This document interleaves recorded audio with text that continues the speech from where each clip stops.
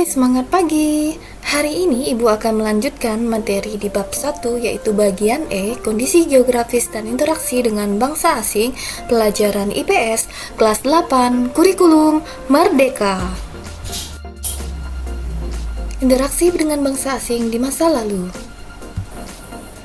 Lokasi geografis Indonesia mempengaruhi kehidupan masyarakat Indonesia sejak masa praaksara. Pada masa awal Masehi telah terjadi hubungan dengan India, Indonesia, Cina, dan juga menjadi perkembangan Hindu-Buddha di India. Perdagangan Nusantara pada awal Masehi. Hubungan dagang antara India dan Cina semula dilakukan menjadi jalur darat yang dikenal dengan jalur sutra. Disebut jalur sutra karena komoditi utama yang diperdagangkan adalah kain sutra dari Cina. Namun, karena pada awal abad Masehi, jalur darat di Asia Tengah sudah tidak aman sehingga dipindahkan melalui jalur laut yaitu Selat Malaka.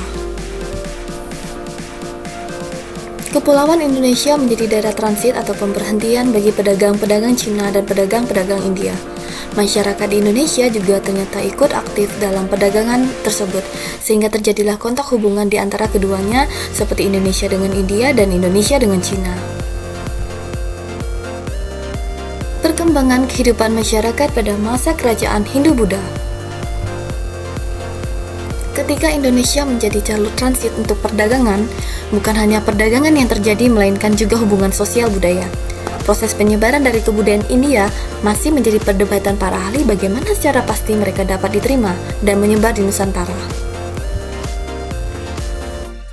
Ada beberapa teori mengenai masuknya Hindu-Buddha ke Indonesia yaitu teori Vaishya, teori ksatria, teori Brahmana, dan teori arus balik. Teori Vaishya dikemukakan oleh N.J. Krom. Menurutnya, proses masuk Hindu-Buddha ke Indonesia dibawa pedagang India.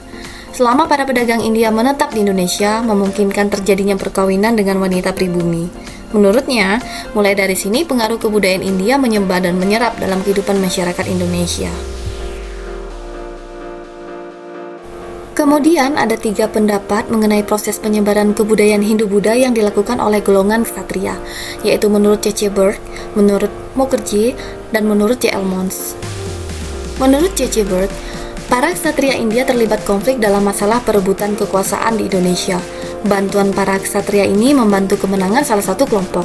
Sebagai hadiah, ada di antara para ksatria ini dinikahkan dengan salah satu putri kepala suku yang dibantunya, sehingga ksatria ini dapat menyebarkan kebudayaan Hindu-Buddha dengan mudah kepada keluarganya. Dan menurut Mukherjee, bahwa golongan ksatrialah yang membawa pengaruh kebudayaan Hindu-Buddha ke Indonesia.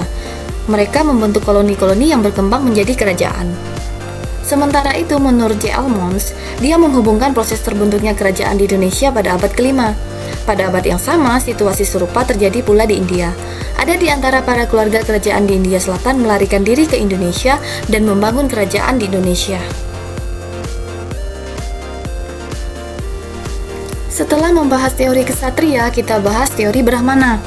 Teori Brahmana ini diungkap oleh J.C. Van Leur. Menurutnya, kebudayaan Hindu-Buddha dibawa oleh Brahmana. Alasan kuatnya adalah peninggalan kerajaan pada prasasti yang menggunakan bahasa Sanskerta dan bahasa Pallava. Kedua bahasa ini hanya dikuasai oleh golongan Brahmana. Lalu yang terakhir teori arus balik. Teori ini dikemukakan oleh F.D.K. Bush. Menurutnya, banyak pemuda Indonesia yang belajar agama Hindu-Buddha ke India. Kemudian mereka kembali ke Indonesia untuk menyebarkannya. Pengaruh agama dan kebudayaan Hindu-Buddha di Indonesia.